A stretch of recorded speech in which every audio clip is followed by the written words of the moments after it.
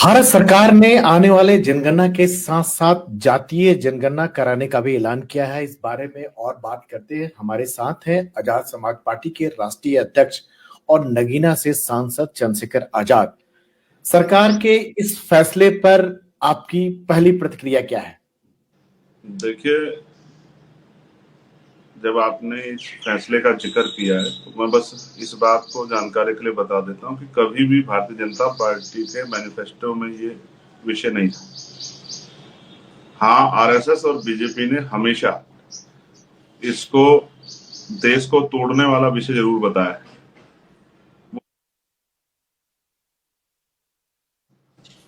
लगातार हमारी पार्टी, हमारा संगठन इसकी मांग कर रहा था और मैंने जब राष्ट्रपति भाषण में अपनी बात की शुरुआत की थी तो जातिगत जनगणना को होना चाहिए ये मांग की थी।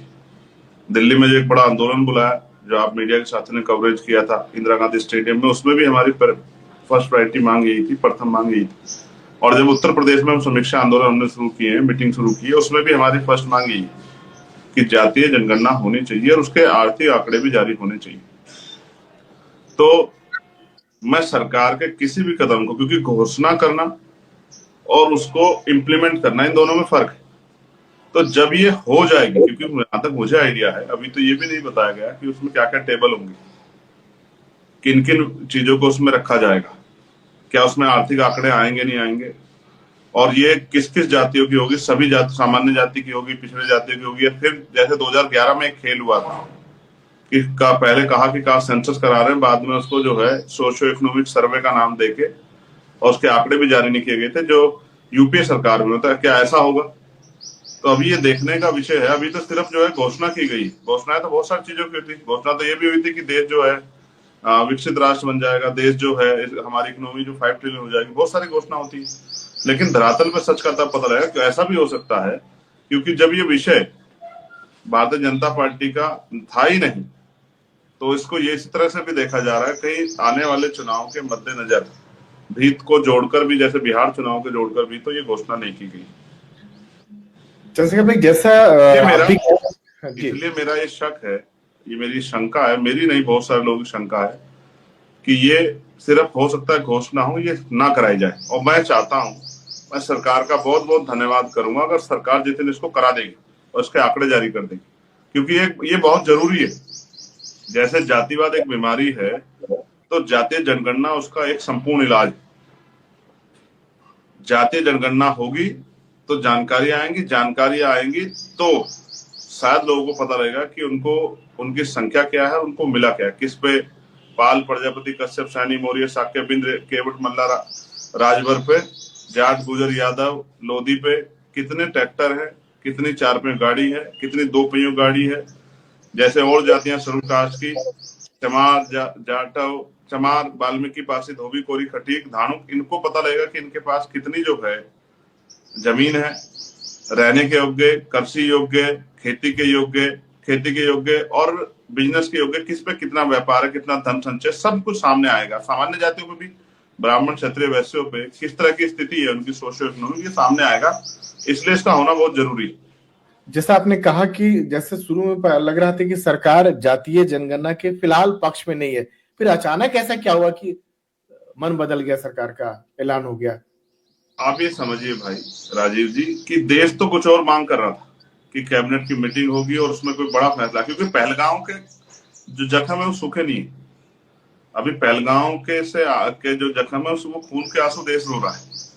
तो अचानक से ये जिसकी कोई चर्चा नहीं थी, इसको लेके आना, तो ये भी लोगों का शक है, शंका है कि भी इस तरह की तो चर्चा थी नहीं। देश तो पहलगांव में इतना बड़ा हमला हुआ, सिक्योरिटी लैप्स हुआ, कैसे आतंकवादी आए, कैसे हमला कर दिया, कैसे चले गए बिना जो है उसके क्या नाम मुठभेड़ के, चुपचाप क्या हो रहा है, देश की निगाह तो इस पे थी। लेकिन अचानक ये फैसला आने से तो इसको जो है उस तरह से भी देखा नहीं जा रहा है कि भाई ये बहुत बड़ा फैसला है। हालांकि मैं तो मानता हूं 1931 के बाद पहली बार अगर पूर्ण कास्ट सेंसस होगा तो इसका एक बहुत बड़ा जो है देश का जो स्ट्रक्चर है, देश का जो इस समय जो दृश्य है, उसका जो है एक जो है अवलोकन करने का, आकलन करने का एक जो है पैमाना सबके सामने आएगा। तो मैं तो इसको बहुत महत्वपूर्ण कदम मानता हूँ, बशर्ते कि ये हो। ये सिर्फ और सिर्फ राजनीतिक स्टंट ना हो। मैं तो केंद्र सरकार से मांग करता हूं कि वो इसकी डेडलाइन निश्चित कर दे कि हम इस डेट से शुरू करेंगे और इस डेट में खत्म करेंगे, क्योंकि डिजिटल भारत है, रिसोर्स की कमी नहीं है, मशीनरी की कमी नहीं है। तो जब किसी चीज की कमी नहीं है तो एक डेडलाइन तय करके, जैसे हम तैयार करते हैं कि भाई ये जो प्रोजेक्ट है इतने दिन में पूरा करेंगे प्रोजेक्ट, तो अगर ये भी हो जाता। और अभी तो बहुत सारी चीजें जो पाइपलाइन में जो सामने नहीं आई है कि उसमें किस किस को रखेंगे, दोबारा से SC ST का ही कराएंगे या पिछड़े वर्ग की जातियों का भी की भी गणना होगी, सामान्य जाति की भी गणना होगी, क्योंकि सामान्य जाति के मन में भी शंका है। वो अपने आप कहते हैं कि भाई हमारी आबादी इतनी है और हम पे रिसोर्स कम है, वो उसके लिए आंदोलन भी करते हैं। इसके कारण उनको EWS भी मिला है, इकोनॉमिक वीकर सेक्शन के आधार पर रिप्रेजेंट 10% आरक्षण का लाभ भी मिल रहा है। तो ये जो है पैमाना सामने आ जाए, ये पता लग जाए कि क्या स्थिति है देश की आजादी के इतने बाद हम लोग कहाँ खड़े हैं। इसके लिए कास्ट सेंसस बहुत महत्वपूर्ण कदम है। लेकिन जयशंकर भाई, जैसे सरकार ने ऐलान किया, इसकी क्रेडिट लेने का होड़ मच गया। कांग्रेस कह रही है कि उसकी वजह से हुआ है, सपा कह रही है, राजद कह रही है, बीजेपी कह रही है कि नहीं, हमारा ये सिद्धांत फैसला था, हमने कभी जातीय जनगणना का विरोध नहीं किया। सब लोग अपने अपने तरीके से क्रेडिट ले रहे हैं। आप अगर नेताओं के स्टेटमेंट, जैसे RSS के नेताओं के स्टेटमेंट आप उठा के देखोगे तो आपको पता लग जाएगा कब उन्होंने तो हमेशा इसका विरोध किया है। तो RSS के अंग्रेज जाके भाजपा क्या इसको कर सकती है? और भाजपा के भी बड़े नेताओं ने इवन पोस्टर जारी कर करके कहा कि भाई ये जो है एक इस तरह का। और कांग्रेस के मैनिफेस्टो में भी कभी ये था नहीं। पिछले 5-7 साल को अगर छोड़ दें तो 2011 में जब सेंसस हुआ था उन्होंने तो उसके आंकड़े भी जारी नहीं किए थे, यूपीए सरकार ने।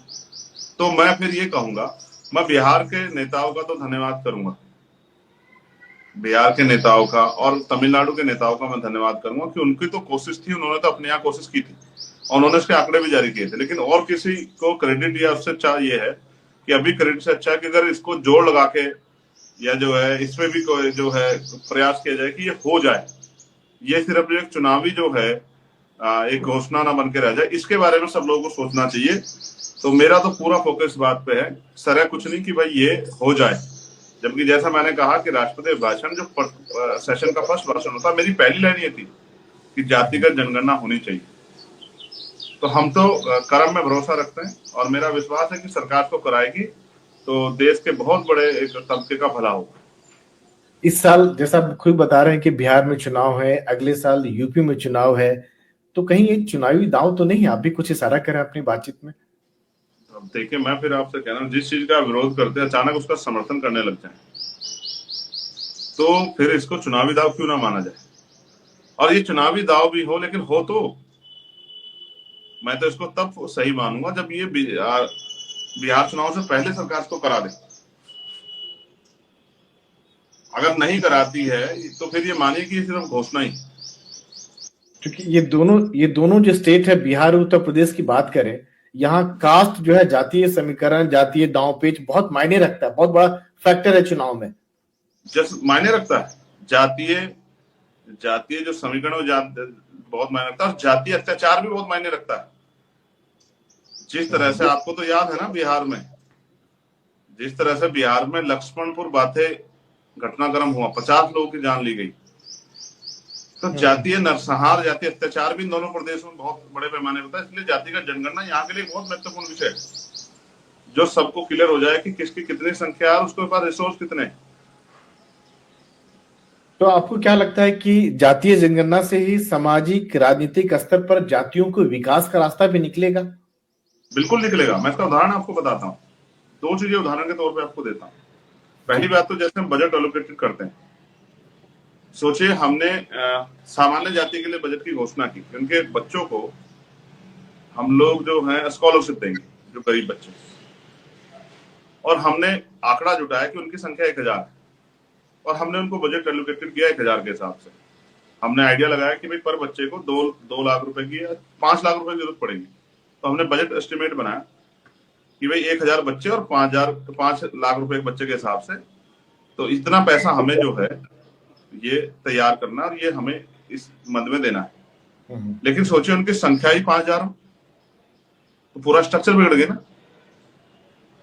जहां 5 लाख रुपए मिलने थे वहां तो 1 लाख रुपए भी नहीं मिल पाएंगे उस हिसाब से। और बहुत सारे बच्चे जो हैं वो इस अवसर से वो दूर हो जाएंगे, उनको इस अवसर का लाभ नहीं मिल पाएगा। तो संख्या अगर हम पे है तो उस संख्या का निर्धारण फिर बजट के आधार पर किया जा सकता है, तो इतने लोगों के साथ धोखा नहीं होगा। जैसे बैकवर्ड की जनसंख्या 52% थी 31 में, जब मंडल कमीशन भी आया तो भी जो है उनको 52% माना गया। और 52% को अगर हम 52% हिस्सेदारी नहीं दे रहे तो फिर आप ये समझिए कि 52% लोगों के में तो एक बहुत बड़े, जैसे 27% आरक्षण का लाभ उनको हम दे रहे हैं, तो ऑलरेडी जो है 25% लोग साथ तो धोखा हो रहा है। उन 25 तक तो 5 कंपटीशन आ रहा है, तो ये 25% लोग जिनका हक बैठता है वो तो दूर हो जा रहे हैं। इसलिए मैं लेकिन मानता हूँ राजीव जी भाई कि इससे एक चेतना पैदा होगी, एक जानकारी आएगी, और लोगों को जानकारी होगी कि सरकार जो दावे करती है, वादे करती है, और जो उनको लुभावने सपने दिखाए जाते हैं और बताया जाता है कि उनकी स्थिति बदल गई, तो उनकी स्थिति क्या है, वास्तविक जानकारी आएगी। लेकिन यह भी कहा जा रहा है कि एक ट्रांसपेरेंसी आएगी, और फिर जब बजट एलोकेट होगा तो वो वर्ग अपने हितों को के ध्यान में रखते, अपनी संख्या को ध्यान में रखते हुए सरकार से ये भी जानते हैं सरकार हम पे क्या खर्च कर रही है। लेकिन चंद्रशेखर भाई, ये भी कहा जाता है कि कहा जा रहा है कि इससे ओबीसी जातियों का नंबर बढ़ जाएगा, उनकी तादाद बढ़ जाएगी ओबीसी वर्गों का, तो दलितों का हित फिर कैसे सुरक्षित रहेगा? तो मैं कह रहा हूं, अगर ओबीसी की संख्या बढ़ जाएगी तो इससे दलितों का क्या जाएगा? आप मुझे बताओ, जब किस आधार पे इस बात को कह रहे हैं कि ओबीसी संख्या बढ़ेगी तो दलितों का नुकसान होगा? आप किस आधार पे कह रहे हैं? क्या आप रिप्रेजेंटेशन के आधार पे कह रहे हैं, आरक्षण के आधार पे कह रहे हैं? नहीं, मैं ये कह रहा हूं कि एक तबके कहा जा रहा है कि कई जगहों पर जो सर्वे वगैरह जो हुआ है वहां ओबीसी जातियों का नंबर जो है बढ़ गया है जातियों की तरफ, तो उससे दलितों का हित जो है सुरक्षित रह पाएगा। दलितों के हित को नुकसान क्या है?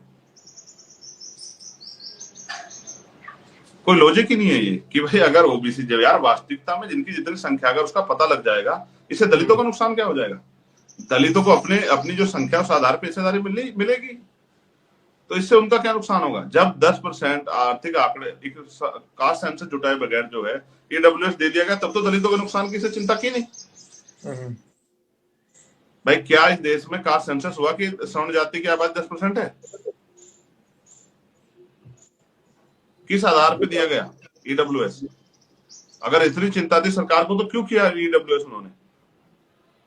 बिना आप पे सोशियो इकोनॉमिक आंकड़े सामान्य जाति के थे, आपने सामान्य जाति से धोखा किया। मैं कहता हूं उनको 15% आरक्षण मिलना चाहिए, क्योंकि उनकी संख्या 15% के आसपास है, आपने 10% किस आधार पर दिया?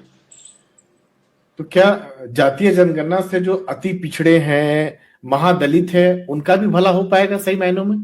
नहीं, असल में ही जानकारी मिलेगी कि उनकी संख्या क्या है, उनको बजट में मिल क्या रहा है, उनके लिए कौन सी पॉलिसी तैयार की गई उनके आर्थिक और सामाजिक सशक्तिकरण के लिए, यही तभी जानकारी होगी।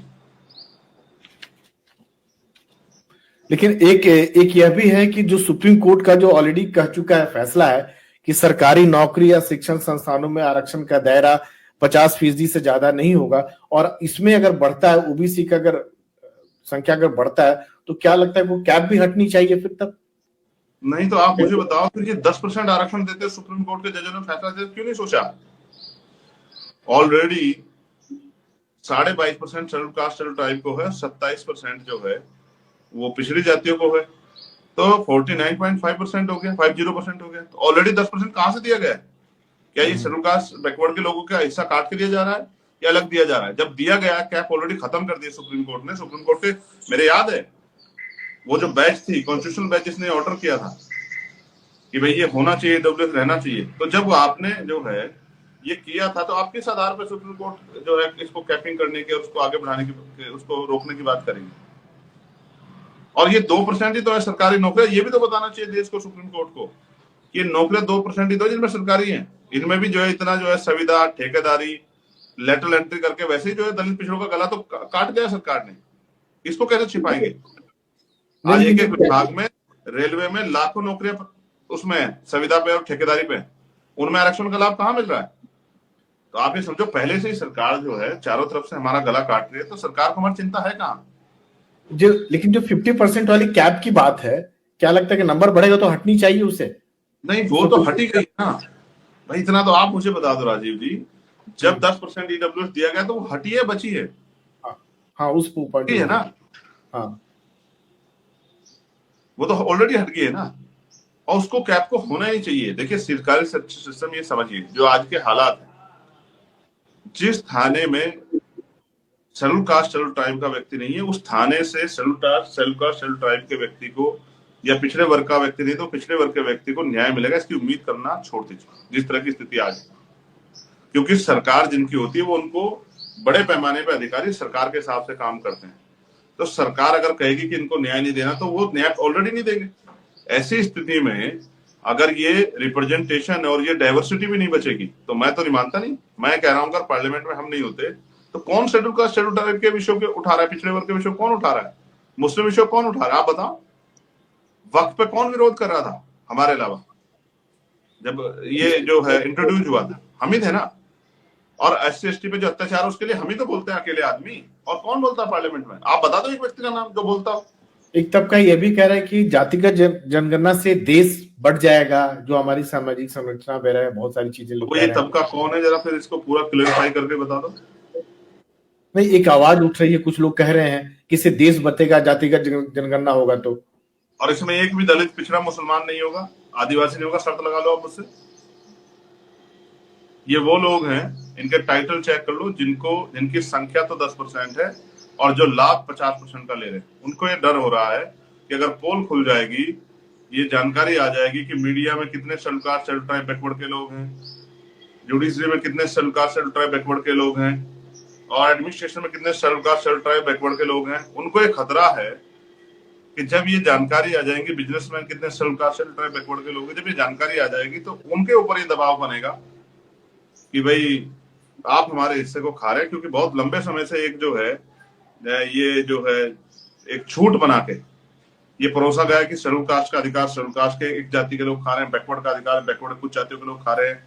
ठीक है, ये एक जो ये एजेंडा बनाया गया है, इस एजेंडे की कलई खुल जाएगी, इसलिए कुछ लोगों को तकलीफ हो रही है। तो ये तो जिसको तकलीफ हो रही है भारतीय जनता पार्टी के साथ जो है संघर्ष करें। आपके हिसाब से जातिगत जनगणना से किस वर्ग को सबसे ज्यादा फायदा होगा या सबको फायदा होगा? पूरे भारतीय समाज को फायदा होगा, क्योंकि सबके सामने एक दर्पण होगा और सबको जानकारी होगी किसका क्या हक बैठता, किसको क्या मिलना चाहिए। मतलब चंद्रशेखर भाई, अंतिम सवाल की जिसकी जितनी जाति है, जितना नंबर है, उसके हिसाब से उसकी उतनी हिस्सेदारी।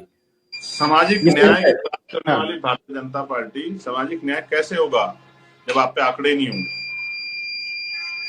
सामाजिक न्याय तो तभी होगा जब आप पे आंकड़े होंगे, और जिसकी इतनी संख्या बारे उसकी इतनी हिस्सेदारी।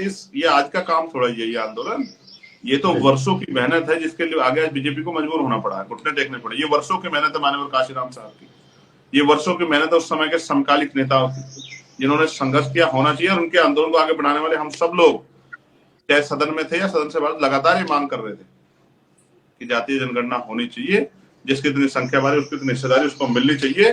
तभी, क्योंकि देश का जब हर तबका आगे बढ़ेगा और देश की तरक्की में योगदान देगा, जैसे मैं चाहता हूं कि पूरा बहुजन समाज सबसे बड़ा टैक्स पेयर बने।